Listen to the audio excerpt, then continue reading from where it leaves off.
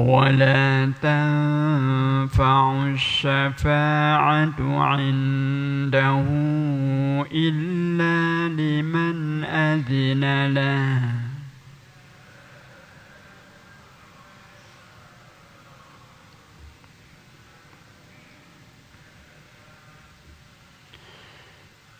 حتى إذا فزع عن قلوبهم قالوا ماذا قال ربكم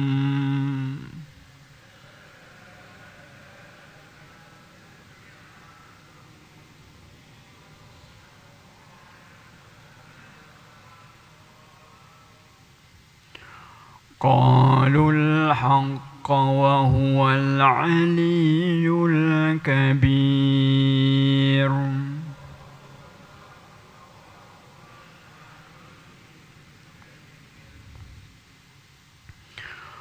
قل من يرزقكم من السماوات والأرض قل الله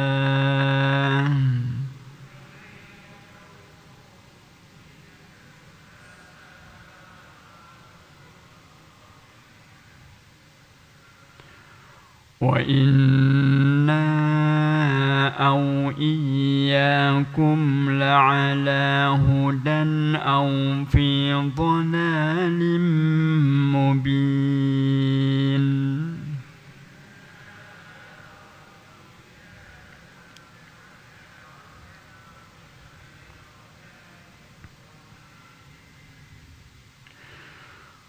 قل لا تسألون عما أجرمنا ولا نسأل عما تعملون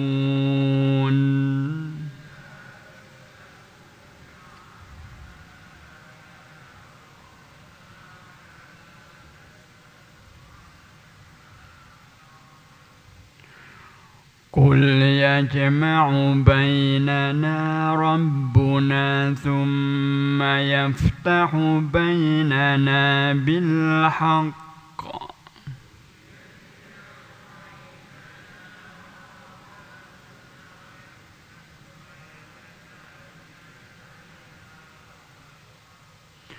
وهو الفتاح العليم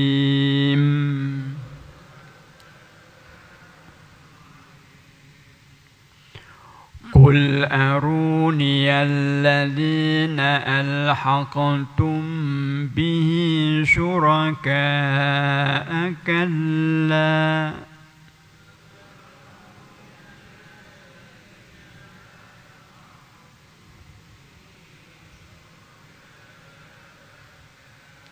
بل هو الله العزيز الحكيم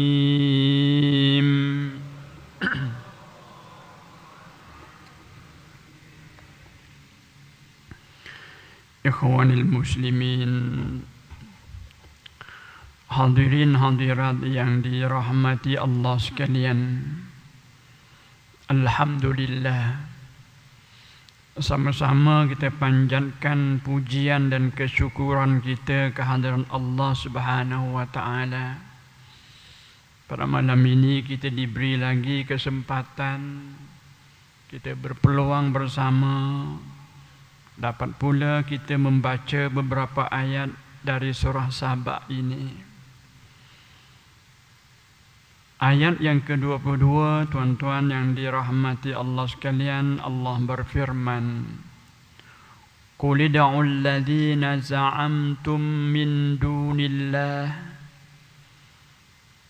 Katakanlah wahai Muhammad kepada kaum musyrik, La yamlikuna mithqala dzarratin fis samawati wala fil ard. Serukanlah makhluk-makhluk yang kamu dakwakan sebagai Tuhan selain dari Allah. Mereka tidak memiliki kuasa seberat debu pun di langit dan di bumi.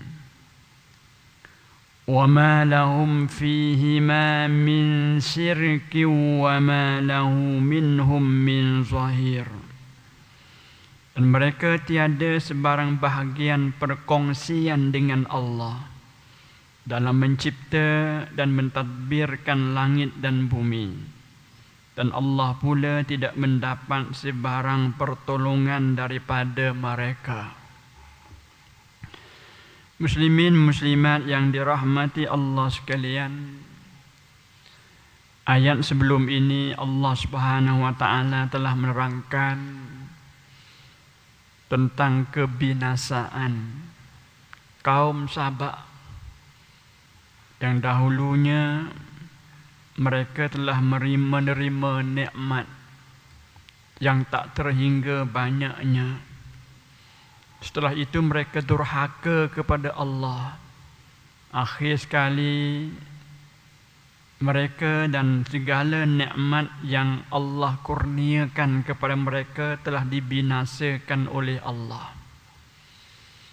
Kemudian Allah terangkan pula tentang iblis yang dilaknat oleh Allah Subhanahu wa taala, menjelaskan kepada kita bahawa iblis tidak mempunyai sebarang kekuasaan untuk menyesatkan mana-mana umat manusia. Namun apabila manusia itu mengikut hawa nafsu, apabila manusia itu mengenepikan soal-soal keimanan kepada Allah Subhanahu wa taala, maka di saat dan ketika itu mudahlah bagi iblis untuk menguasai mereka. Lalu akhirnya mereka menjadi pok turut kepada iblis hingga menyebabkan mereka tersasar dari jalan yang sebenar. Setelah itu tuan-tuan yang dirahmati Allah sekalian, mulai dari ayat yang ke-22 Allah hadapkan ayat ini ditujukan pula kepada puak-puak musyrikin. Puak-puak musyrikin yang sentiasa mempertikaikan setiap apa yang datang dari Allah. Puak-puak musyrikin yang menyengutukan Allah dengan menyembah berhala-berhala yang dibuat oleh tangan mereka sendiri. Meskipun Rasulullah sallallahu alaihi wasallam telah diutuskan untuk mengajak mereka supaya mereka kembali ke pangkal jalan, namun mereka tetap degil, tetap ingkar dan terus-menerus menganggap dan percaya bahawa berhala-berhala yang mereka sembah itu dapat mendatangkan sesuatu manfaat kepada mereka dan juga dapat menolak bala yang diturunkan kepada mereka. Lalu Allah turunkan ayat ini, Allah suruh Nabi sallallahu alaihi wasallam supaya berkata kepada mereka secara sindir, "Qul," katakanlah wahai Muhammad kepada kaum musyrik, "Qul id'ul ladzina za'amtum min dunillah." Katakanlah wahai Muhammad kepada kaum musyrik itu, panggillah, serukanlah makhluk-makhluk yang kamu dakwakan sebagai Tuhan selain dari Allah. Ya, secara khususnya ayat ini ditujukan kepada siapa tadi? Kepada puak-puak musyrikin yang menyembah bermacam-macam jenis berhala yang ada di Mekah di ketika itu. Sebelum ini tuan-tuan sekalian, Mekah tidak ada berhala. Kaabah yang sudah sekian lama dibina oleh Nabi Ibrahim alaihi salam dan anandanya Nabi Ismail. Dan Allah telah berpesan kepada Nabi Ibrahim supaya pastikan Mekah ini, Masjidil Haram yang meliputi Kaabah, tanah suci Mekah, pastikan supaya tidak ada sebarang perbuatan syirik. Jangan ada. Masjidil Haram, di situ adanya Kaabah. Tempat di mana didirikan untuk apa? Untuk mengabdikan diri kepada Allah Subhanahu wa taala. Jangan ada sebarang maksiat. Jangan ada maksiat yang paling besar apa dia? Syirik terhadap Allah. Marinya seorang yang bernama Amrun bin Luhai. Ini setelah Nabi Ibrahim telah meninggal, Nabi Ismail pun telah meninggal. Marilah generasi yang berikut, seorang yang bernama Amrun bin Luhai. Setelah dia dilantik menjadi penghulu Mekah, dialah tuan-tuan sekalian orang yang mula-mula bawa masuk berhala dari luar. Dia bawa berhala dari luar. Antara berhala yang besar sekali di waktu itu namanya Hubal. Diletakkan di pintu masuk ke Kaabah. Diletakkan di pintu masuk ke tanah suci atau di Masjidil Haram. Mereka sembah patung itu. Mereka minta hujan, mereka minta segala macam. Sebelum itu terdapat pula sebuah patung yang masyhur. Minta maaf kalau namanya secara kebetulan serupa dengan nama kita. Pertama, patung Isaf. Isaf, I-S-A-F. Namanya Isaf, laki ini. Yang kedua, Nailah. Patung namanya apa? Nailah. Nailah ni seorang perempuan, orang Mekah. Orang perempuan, dia orang Mekah, penduduk asal Mekah. Isaf ni asalnya orang Yaman, orang Yaman. Mari ke Mekah untuk mengerjakan haji, entah lagu mana dia bertemu dengan Nailah. Mereka berdua pun bercinta antara satu sama lain. Lalu Isaf cuba meminang, pergi jumpa dengan ayahnya Nailah, meminangnya, tapi ayahnya Nailah menolak pinangannya Isaf. Entah lagu mana di suatu malam, setelah ramai keluar balik ke rumah masing-masing, Masjidil Haram, Kaabah sunyi daripada orang ramai di ketika itu. Maka Isaf dengan Nailah datang lalu melakukan maksiat yang besar. Sehingga riwayat menyatakan mereka berdua melakukan zina, berzina di dalam Kaabah. Lalu Allah hukum mereka, Allah laknat mereka berdua dengan mereka diubah menjadi dua buah batu. Jadi batu Nailah dengan batu Isaf. Orang-orang di zaman itu tahu peristiwa ini. Lalu mereka bawa keluar dua batu itu letak di hadapan Kaabah. Pada mulanya tidak ada siapa yang menyembah dua buah batu ini. Kerana mereka tahu asal usul kejadian kenapa batu ini ataupun Nailah ataupun Isaf ini boleh berubah jadi batu. Duduklah dua batu itu sekian lama di hadapan Kaabah. Marinya Amrun bin Luhai. Marinya Amrun bin Luhai itu diperintahkan supaya orang Arab menyembah dua patung ini. Dan sehingga riwayat menyatakan dua patung ini dibawa ke Safa dan Marwah. Patung namanya Isaf diletakkan di bukit Safa, patung namanya Nailah diletakkan di bukit Marwah. Lalu setiap kali lepas tawaf, mereka pula tawaf itu selanjang bolak-bolak, bersiul. Ketika mereka tawaf itu mereka selanjang, mereka bersiul, meletakkan dua jari di bawah lidah. Bunyi lebih kurang gitu bunyi. Lepas itu mereka risai, mereka menyembah patung Isaf dan patung Nailah.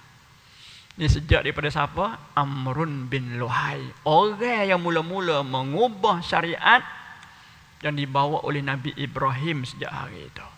Menyebabkan orang-orang Arab mula menyengutukan Allah Dan mereka sesat sekian lama sehingga datangnya Nabi kita Muhammad sallallahu alaihi wasallam. Nabi menyebut, aku tengok Amrun bin Luhai dalam neraka, perutnya pecah, ususnya terburai dalam neraka. Ni orang mula-mula musakkan syariat Allah Subhanahu wa taala. Dah sekian lama mereka menyembah berhala-berhala. Marilah Al-Lata, marilah Al-Uzza, macam-macam berhala, hak besar, hak kecil, hak dibuat daripada batu, dibuat daripada emas, perak dan macam-macam lagi. Antaranya digantung di sekitar Kaabah sehingga mereka nak buat kurban, mereka sembelihkan anak dan sebagainya. Untuk apa? Untuk berhala-berhala ini. Sejak sekian lama. Bila datangnya Nabi sallallahu alaihi wasallam mengajak mereka supaya kembali ke pangkal jalan, kembali ke ajaran asal, ajaran Nabi Ibrahim, ataupun kembali untuk menyembah Allah dan mentauhidkan Allah. Mereka tak terima, mereka duk dakwa patung-patung mereka boleh menyelamatkan mereka. Allah turunkan ayat ini. Allah suruh Nabi sallallahu alaihi wasallam mencabarnya mereka ataupun sindir mereka. Qul id'ul ladzina za'amtum min dunillah. Katakanlah wahai Muhammad berkaum musyrik, serukanlah, panggillah berhala-berhala yang kamu dakwakan sebagai Tuhan selain dari Allah. Panggillah berhala-berhala, apa saja namanya berhala. Tak kira yang dibuat daripada batu, ataupun ada yang menyembah pokok, ada yang menyembah matahari, ada yang menyembah bulan, ada yang menyembah malaikat, ada yang menyembah ideologi yang tertentu dengan mengenepikan akidah Islam. Allah kata panggil mereka semua. Panggil supaya mereka membela kamu, menolong kamu. Panggil untuk mereka selamatkan kamu. Lalu Allah sebut la yamlikuna mithqala dzarratin fis samawati wal ard. Mereka itu semua, katanya Allah, tidak memiliki kuasa seberat debu. Berat mana debu? Berapa kilo debu? Debu halus tu. Berapa berat dia? Tidak memiliki kuasa walaupun seberat debu atau seberat zarrah atau lebih kecil daripada zarrah. Tak ada kuasa langsung, tak ada apa sekali. La yamlikuna mithqala dzarratin fis samawati wala fil ard. Baik di langit maupun di bumi, tak ada apa. Ni bab apa ni? Bab akidah. Allah tekankan perkara seperti ini supaya kita selaku umatnya Nabi sallallahu alaihi wasallam jangan terpengaruh. Jangan mempunyai sebesar zarrah untuk mempercayai benda-benda yang seperti ini. Semuanya tidak ada kuasa. Dulu di tempat kita ada juga orang percaya pada benda-benda khurafat. Ada ke tak ada? Benda-benda khurafat, percaya benda ni boleh datangkan begini, sehingga mereka mempunyai acara-acara yang tertentu kerana terpengaruh dengan budaya luar mari. Bawa hak dulu-dulu mari. Setengah orang bila berkahwin mereka pakai pakaian pengantin lelaki, pengantin perempuan. Di sebelah kanan ada ke apa sebelah kanan dia? Ada keris. Tak ada mana. Setakat bubuh keris di sebelah kanan tu tak apa. Jangan ada kepercayaan. Orang dulu dia ada kepercayaan. Sebab keris ini untuk menghalang apa? Syaitan, jin dan iblis. Dia ada kepercayaan tertentu. Di rumah ada azimat yang tertentu. Kalau anak-anak kecil dipakai azimat di pinggang, di leher, di tangan dan sebagainya. Dulu dalam masyarakat kita ada pakai ke apa? Ada jag ke apa? Bukan jag ke apa panggil tu? Kononnya benda itu boleh mendatangkan, menyelamatkan sesuatu. Begitu juga ada orang percaya pada cincin-cincinnya tertentu. Kerana cincin ini aku aksiden hari itu tak mati, kata dia. Macam-macam kepercayaan. Ayat ini menjelaskan kepada dia. La yamlikuna mithqala dzarrah. Allah sebut misqala dzarrah. Ada lagi ke tidak yang lebih kecil daripada zarrah? Ya, kalau ada, mereka juga tidak menguasai. Tidak ada kuasa langsung, baik di langit maupun di bumi. Jangan ada kepercayaan. Dulu kalau ada gerhana bulan, ada gerhananya matahari, orang mempercayai ada apa? Ada benda, ada kuasa raksasa duk telan dia. Tak gitu kan? Ada lagi ke tidak kepercayaan macam itu? Kalau ada sakit demam, tak nak berubat secara betul, tapi panggil doktor mari. Doktor kau orang panggil apa? Ya? Guna ayam, guna segala macam. Kalau pergi ke laut, nak tangkap ikan dan sebagainya, tak boleh, ada penunggu di laut. Nak sembelih apa? Sembelih kubah bala. Kubah bala hamba tak tahu dah ke mana kubah bala. Ya, ini kepercayaan nak campakkan ke dalam laut itu supaya laut itu tidak bergelora dan sebagainya. Semua ini adalah kepercayaan yang boleh merosakkan apa? Yang boleh merosakkan akidah. Dan jelas ayat ini sebut. Allah sendiri sebut la yamlikuna mithqala dzarratin fis samawati wala fil ardh. Wa ma lahum fihima min syirki wa ma lahu minhum min zahir.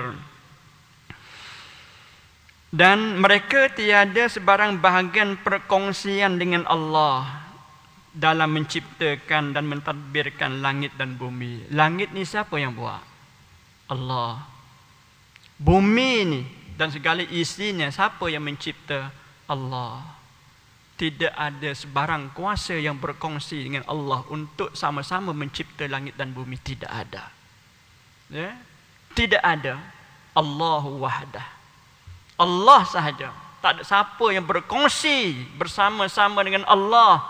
Dan tak pernah Allah minta tolong kat mereka untuk menolong Allah mencipta dan menyiapkan langit dan bumi. Tidak ada sama sekali. Allahu wahdah. Ya? Allahu wahdah. Tuan-tuan yang dirahmati Allah sekalian, kita lanjutkan lagi. Cuba kita tengok ayat yang ke-23. Allah berfirman, وَلَا تَنْفَعُ الشَّفَاعَةُ عِنْدَهُ إِلَّا لِمَنْ أَذِنَ لَهُ. Dan tidak berfaedah syafaat di sisi Allah kecuali bagi orang yang telah diizinkan Allah. Allah sebut pula tentang Nuh akan datang. Di mana? Di padang mahsyar esok-esok.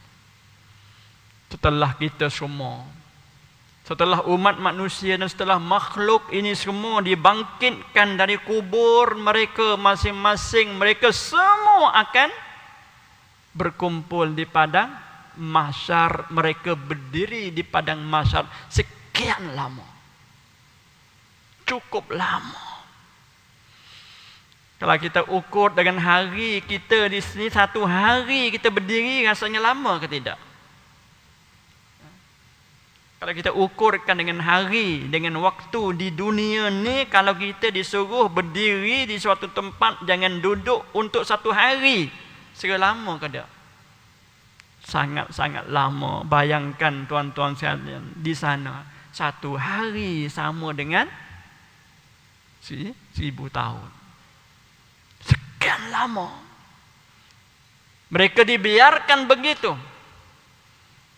Berpeluhnya mereka, tuan-tuan sekalian, ada yang sampai dekat betih, kat buku lali, kat betih, kat lutut, kat paha, sampai duk berenai dalam peluh sendiri. Terlampau panas. Allah rapatkan matahari yang duk jauh ni, Allah rapatkan hanya sejengkal dengan kepala mereka.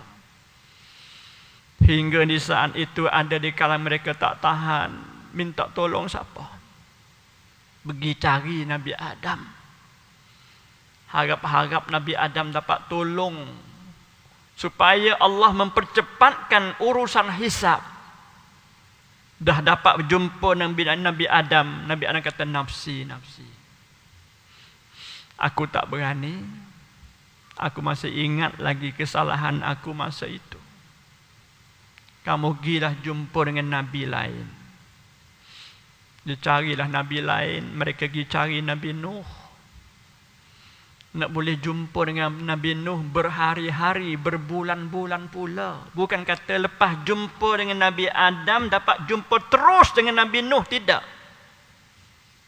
Lama pula nak dapat jumpa dengan Nabi Nuh. Bila dah jumpa dengan Nabi Nuh kata la nafsi, nafsi. Nafsi, nafsi. Carilah Nabi lain. Mereka pergi cari pula Nabi Ibrahim. Nak dapat jumpa dengan Nabi Ibrahim sekian lama. Dah jumpa dengan Nabi Ibrahim kata nafsi, nafsi. Sehinggalah akhir sekali dapat bertemu, dapat berjumpa dengan siapa? Nabi kita Muhammad sallallahu alaihi wasallam. Nabi kata, ummati, wahai umatku. Nabi pergi sujud kepada Allah Subhanahu wa taala. Lamalah juga Nabi sujud sehingga dikehendaki oleh Allah. Allah kata, angkat kepalamu wahai Rasulullah, wahai Muhammad, angkat kepalamu. Sehinggalah Allah Subhanahu wa taala turunkan perintah. Cuba kita tengok ayat. Wala tanfa'u syafa'atu 'indah illa liman adzinalah. Dan tidak berfaedah syafaat di sisi Allah kecuali bagi orang yang telah diizinkan oleh Allah. Pada hari itu tidak ada siapa pun yang diberi ataupun yang mempunyai kuasa untuk memberi syafaat. Apa makna syafaat? Untuk memberi pertolongan, untuk membela mereka. Tidak ada. Illa liman adzinalah, kecuali orang yang diizinkan Allah. Siapa antara orang yang diberi kebenaran untuk memberi syafaat? Antaranya para malaikat. Antaranya para malaikat. Para malaikat sendiri tidak boleh guna kuasanya sendiri untuk memberi syafaat kepada siapa-siapa, kecuali apabila telah mendapat keizinan Allah. Lepas Allah izin, bagi syafaat kepada orang ini, bagi syafaat kepada orang ini, baru mereka berani melakukan. Dan juga Nabi kita Muhammad sallallahu alaihi wasallam kena dapat keizinan dahulu. Setelah itu Allah sebut hatta, sehingga idza fuzzi'a an qulubihim qalu madza qala rabbukum qalul haqq wa huwal aliyyul kabir. Maka orang-orang yang hendak memohon syafaat terpaksa menunggu izin itu dengan penuh perasaan takut dan bimbang. Hatta Nabi sendiri tunggu lama. Tunggu Nabi sujud sehinggalah datangnya perintah, angkatkan kepalamu wahai Muhammad. Ya. Begitu jugalah para malaikat dan mereka yang diberikan kebenaran untuk memberi syafaat, mereka menunggu. Sehingga Allah sebut dalam ayat ini, mereka menunggu sehingga mendapat izin. Mereka tunggu dengan penuh perasaan takut dan bimbang. Sehingga apabila dihapuskan Allah perasaan takut dari hati mereka dengan pemberian izin itu, maknanya di ketika itu mereka berdebar-debar dalam keadaan ketakutan yang amat dahsyat. Sehinggalah Allah cabut perasaan takut dari hati mereka masing-masing. Maka di ketika itu mereka bertanya,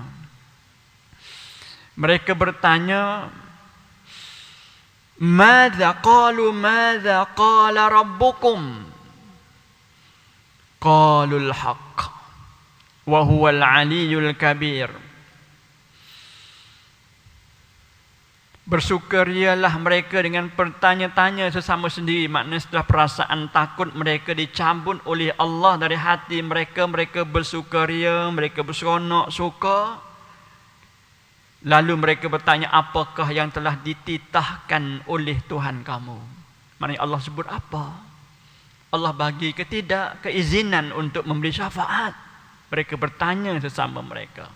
Allah izin ke belum? Allah izin ke belum? Apa yang Allah telah izinkan? Kepada siapa yang diizinkan untuk memberi syafaat. Mereka tertanya-tanya. Qalul haqq. Sebahagian lalu mereka jawab, Tuhan telah menitahkan kebenaran. Maknanya memberi kebenaran, memberi keizinan untuk memberi syafaat kepada orang-orang yang boleh diberi syafaat. Umat Nabi Muhammad sallallahu alaihi wasallam adalah umat yang paling ramai mendapat syafaat. Ini kita. Umat Nabi ni umat yang paling ramai mendapat syafaat. Khususnya daripada Nabi kita sallallahu alaihi wasallam mendapat syafaat. Dan yang dapat masuk ke dalam syurga, rata-ratanya syurga itu dipenuhi oleh umat Nabi sallallahu alaihi wasallam. Sehingga yang ada sebesar zarrah setelah mereka ini dicampak, dibakar sekian lama dalam neraka oleh kerana mereka ada zarrah iman. Ada zarrah iman, mereka juga dikeluarkan daripada neraka untuk dimasukkan ke dalam syurga. Sebab itulah kata Nabi sallallahu alaihi wasallam, qad aflahal man aslama. Qad aflaha man aslama. Beruntunglah orang yang telah mendapat nikmat Islam. Sangat-sangat beruntung orang yang telah mendapat nikmat Islam. Dalam hadis yang lain Nabi kata, beruntunglah orang yang telah mendapat hidayah. Ya? Apa untungnya mereka? Buat sesuatu di dunia, setiap kebaikan yang mereka lakukan semasa di dunia, Allah bagi ganjaran pahala, Allah ampunkan dosa. Itu untungnya kita di dunia. Yu'jarul mu'min, katanya Nabi, yu'jarul mu'min fi kulli syai'. Orang beriman diberi ganjaran pahala pada semua perkara. Buatlah apa saja kebaikan dengan hati kita ikhlas kerana Allah, Allah bagi pahala. Ini untungnya kita orang Islam. Orang kafir ada tak buat baik? Ada tak mereka derma, mereka bersedekah, mereka buat kebajikan, mereka berbakti? Ada tak? Ramai, tapi tidak ada pahala. Walau sebesar bukit, tiada pahala untuk dia. Tapi kita orang Islam, Nabi kata beruntung. Allah bagi pahala fi kulli syai', dari semua perkara. Hatta lukmata yarfa'uha ila fi imra'atih. Sehingga sesuap nasi. Sedap kita buat sesuap nasi, orang Arab dia tak makan nasi. Sesuap ke apa? Sesuap ke apa? Sesuap. Sesuap roti. Sesuap buah kurma. Kita panggil sesuap nasi. Nabi kata hatta lukmah. Sehingga sesuap nasi yang dia suap ke dalam mulut isterinya, Allah bagi pahala. Berapa orang di kalangan kita, tuan-tuan sekalian, nak sekarang, nak lelan ni, yang duk suapkan isterinya dengan tangan dia. Ada lagi ke tak? Ada ke tak ada? Balik karya kena buat. Tak, Nabi kata sesuap nasi si suami yang disuap ke dalam mulut isterinya, diberi ganjaran pahala. Itu nak sebab kata malu ke cucu. Dah berubah, dah abah ni apa, tak malu ke orang. Sebab dia tak faham. Ya, sebab dia tak faham. Tu Nabi sebut tu. Suap dalam mulut isteri, Allah bagi pahala. Kalau kita terjemah dalam konteks yang luas, nafkah, gaji kita dapat. Kita waktu ambil 1/3 ke berapa ke, beli makan, beli minuman, makanan, belanjakan untuk anak bini kita. Besar ke tidak pahala? Besar ke tak? Selama kita beriman kepada Allah, Allah akan bagi ganjaran pahala kepada kita. Tuh, untungnya siapa? Untungnya orang Islam. Wa fi buq'ati ahadikum sadaqah. Nah, ni pula. Hak tak cakap belakang dah ni. Kau lagu mana? Wa fi buq'ati ahadikum, dalam kamu melakukan hubungan kelamin dengan isteri kamu. Tengok, Nabi sebut. Ni hubungan kelamin suami isteri dikira sebagai apa? Sedekah. Orang melakukan hubungan suami isteri, dia dapat nikmat dunia dah dapat. Suami puas hati, isteri puas hati. Selain itu Allah bagi pula sedekah, dikira sebagai sedekah. Semuanya pahala. Semuanya pahala. Ini untungnya orang Islam.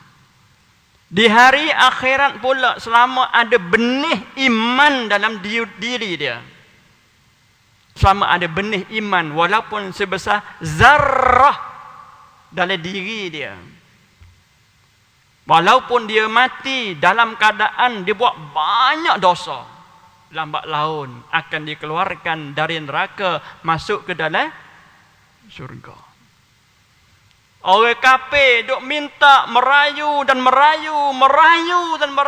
supaya azab dihentikan.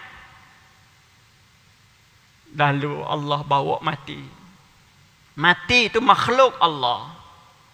Mati dibawa, tuan-tuan sekalian, dalam bentuk seekor kibas. Dibawa dan ahli neraka dapat melihat. Bila tanya apa ni?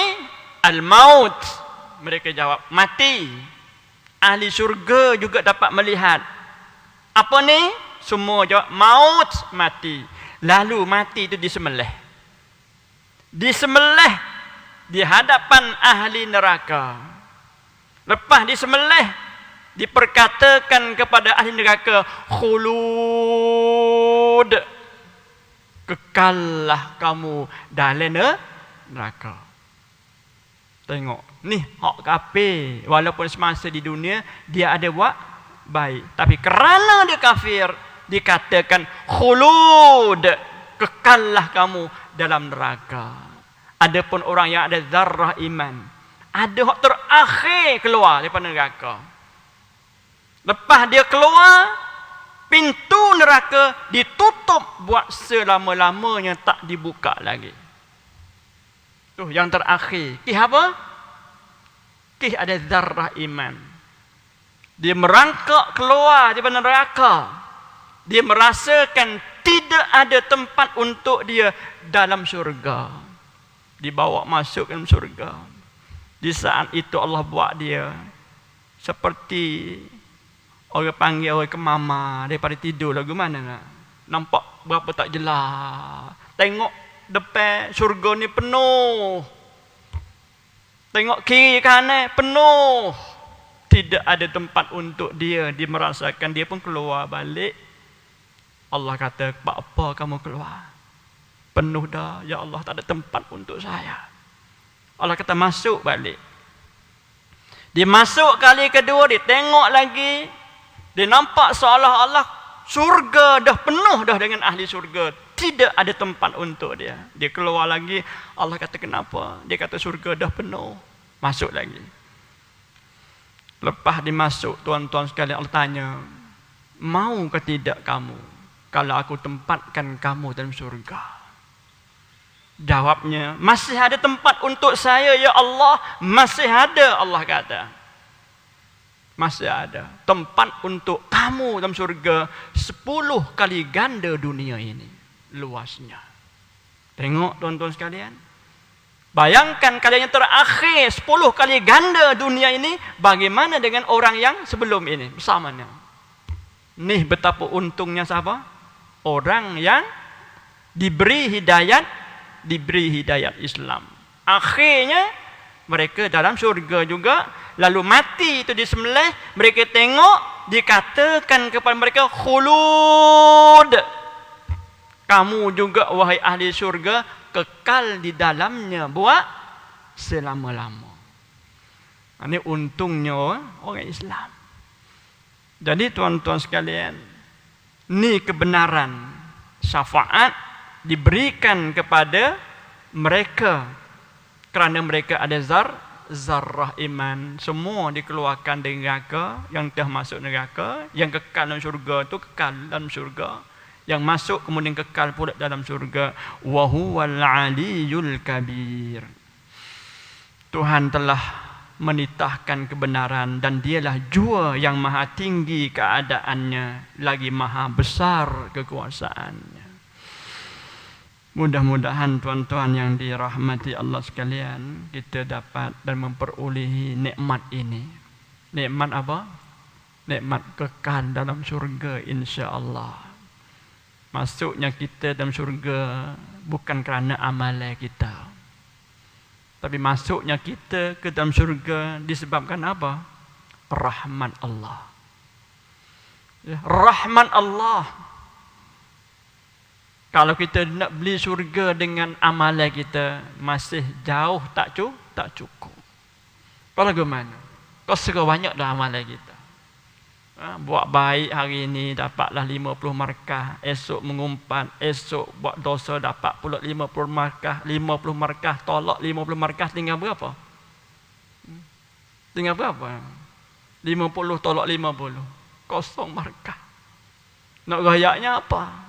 Nak rayaknya kita tak terlepas daripada melakukan dosa. Tak terlepas. Orang kafir, tuan-tuan sekalian, meskipun mereka ni kafir, kalau mereka ni masuk Islam, Nabi SAW menyebut, dengan masuknya Islam, dia mendapat keampunan daripada Allah. Tak ada dosa ke apa sekali. Allah akan ampunkan semua dosa dia lepas dah. Boleh faham tak? Yang kafir, dulu dia pernah menyengutukan Allah. Dulu dia pernah bunuhnya orang. Dulu dia pernah menipu, telah macam-macam dosa. Dengan masuknya mereka ke dalam Islam, dosa mereka dihapuskan semua oleh Allah SWT. Kita orang Islam yang berdosa. Ya, kita orang Islam yang berdosa. Yang boleh menghapuskan dosa kita tu apa? Apa dia? Kalau yang kafir, dengan masuk saja mereka ke dalam Islam, Islam itu katanya Nabi boleh menghapuskan dosa dia. Kita orang Islam yang berdosa, apa dia yang boleh menghapuskan dosa kita? Katanya Nabi, tajub bertaubah, at-taubah.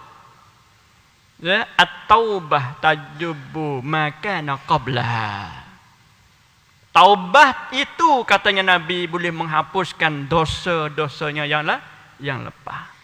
Ini juga adalah keistimewaan buat kita orang Islam. Mudah-mudahan Allah ampunkan dosa-dosa kita, terima taubat kita, masukkan kita bersama golongan-golongan yang mendapat syurga insya-Allah. Mudah-mudahan ada manfaatnya. Sekian, wabillahi taufiq wal hidayah. Wassalamualaikum warahmatullahi wabarakatuh. A'udzu billahi minasyaitonir rajim. Bismillahirrahmanirrahim. Alhamdulillahi rabbil alamin wassalatu wassalamu ala asyrafil anbiya'i wal mursalin وعلى آله وصحبه أجمعين. اللهم اغفر لنا ذنوبنا وكفر عنا سيئاتنا وتوفنا مع الأبرار. ربنا آتنا في الدنيا حسنة وفي الآخرة حسنة وقنا عذاب النار. وصلى الله على سيدنا محمد وعلى آله وصحبه أجمعين. وسلام على المرسلين والحمد لله رب العالمين.